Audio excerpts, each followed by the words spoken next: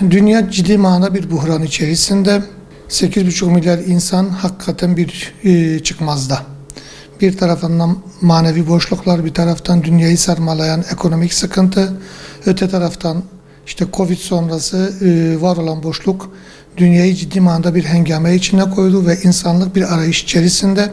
Maalesef bu arayışın neticesinde pek çok insan özellikle pandemi sonrası hem Türkiye'de hem Avrupa'da dünyanın dört bir tarafında ciddi manada uyuşturucu kullanımı, uyuşturucuyla beraber alkol kullanımı, sigara kullanımının arttığına şahit olabiliyoruz.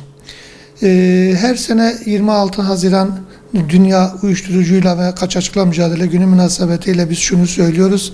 Uyuşturucu kullanımı sadece arz talep noktasında engellenebilecek bir olay değildir.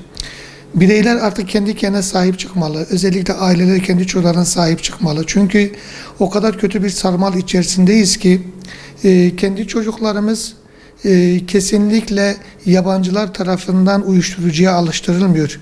Yani şu ana kadar karşılaştığımız vakaların pek çoğunda şöyle bir söylemle karşı karşıya kalmadık. Yani ben mahallede, sokakta yabancı bir vatandaş geldi, bana uyuşturucu verdi, ben uyuşturucu kullandım, bağımlı oldum diyen bir bireyle karşı karşıya kalmadık.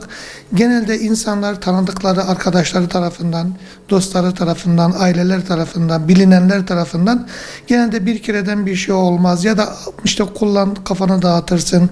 Hele bu özellikle ekonomik girdap içerisinde biraz daha rahatlarsın mantığıyla maalesef çocuklarımız, gençlerimiz, ailelerimiz, bireylerimiz ciddi manada uyuşturucu kullanma noktasına geldi. Sayı çok önemli değil. Yani bu 1 olur, 1000 olur, 100.000 olur, milyonlarca rakam olabilir ama biz şunu söylüyoruz.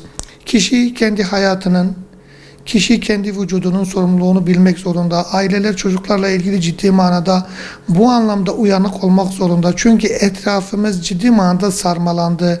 İslam toplumlarında, İslami devletlerde böyle bizim gibi, Türkiye gibi hakikaten geçiş güzergahı olan, nüfusu genç olan insanların bir taraftan bu girdaba girme noktasında hazırda olduğunu bilmekte fayda vardır. Yani çünkü dış mihrak dediğimiz, dış güçler dediğimiz zaaflarımızdan, sıkıntılarımızdan, problemlerimizden istifade ederek ciddi manada bizi bu girdaba sokmaya çalışıyor. Mahalle satıcılarına baktığımızda ama işte küçük satıcı dediğimiz torbacılara baktığımızda maalesef bunların sayılarının hızlı bir şekilde arttığına şahit olabiliyoruz.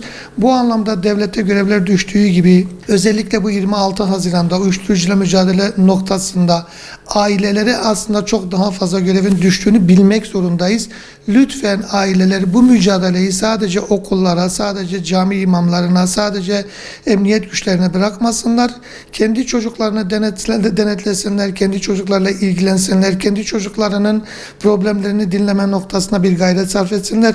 Unutmasınlar ki ateş düştüğü yeri yakar, unutmasınlar ki kendi çocuklarımız, kendi acımız olacak ki bize zararı dokunacak.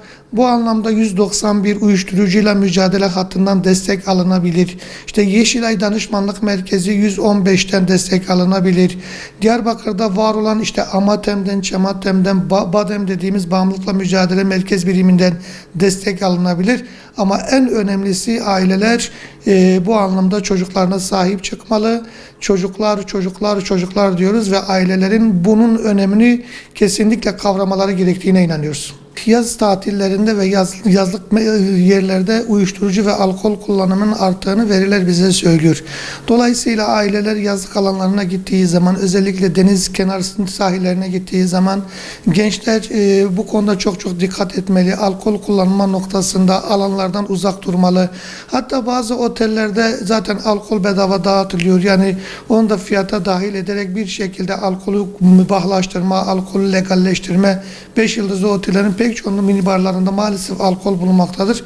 Dolayısıyla aileler bu konuda bir kere çok dikkat etmeli. İkincisi, geç belki sezon olarak okullar tatil oldu. Mezuniyet törenlerimizde özellikle genç çocuklarımızın maalesef mezuniyet törenlerinde alkol tükettiklerine şahit olabiliyoruz. Aşırı bir derecede alkol tükettiklerine şahit olabiliyoruz.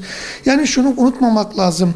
Sistem ne kadar bu işe duyarsız olursa olsun ya da sistem ne kadar bu işe kör olursa olsun ailelerin bu anlamda ciddi manada görevleri vardır. Yani aile kendi çocuğunu kurtarma noktasında, kendi çocuğunu eğitme noktasında kendi vazifesini başkasına yüklememeli. Birinci vazife ailenindir. Sonrası okullar, sonrası işte camiler, sonrası emniyet güçleri. Yani bu anlamda yine söylüyoruz, uyuşturucu, alkol ve tütün kullanımı noktasında ailelerimizin duyarsızlığı, ailelerimizin olayı görmemezden gelmesi, ailelerimizin bu olayı örtbas etmesi ya da çocuklarla diyaloglarını, iletişimlerini koparması en kötü ihtimalle bizim elimizi hakikaten zayıf hale getiriyor. Biz yine söylüyoruz, hani Peygamber Aleyhisselatü Vesselam'ın deyişiyle hepimiz birer çobanız. Her çoban kendi sürüsünden mesuldür. Yani biz kendi çocuklarımızdan sorumluyuz, mesulüz. Çocuklarımızın bütün yaşayışları bizden sorulacak, hesabı bizden sorulacak. Herkes kendi kapısını temizlemeli, herkes kendi mahallesini temizlemeli. Uyuşturucuyla mücadele noktasında mahalle baskıları olmalı.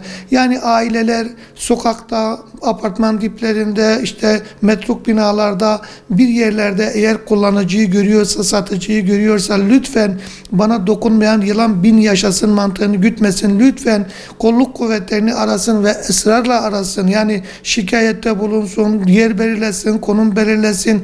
Çünkü aynen yangın gibidir. Bu yangın nasıl ki evimizi yok ediyorsa, bu yangın nasıl komşumuza zarar veriyorsa, aynı şekilde mahallemizde uyuşturucu kullanılacaksa inanın bizim çocuğumuz olmasa da onun faturasını biz çok ağır ödeyeceğiz. Çünkü bağımlı genç hırsızlık yapar, bağımlı genç arsızlık yapar, bağımlı genç tacizde bulunur, bağımlı genç rahatsızlık verir.